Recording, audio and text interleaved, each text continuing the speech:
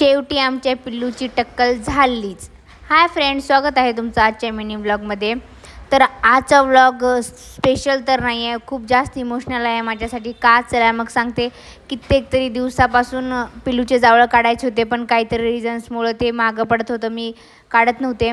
पण शेवटी आज ते काढावं लागले. आमचा पिल्लू काय जावळाच्या टायमिंगला झोपी गेला होता.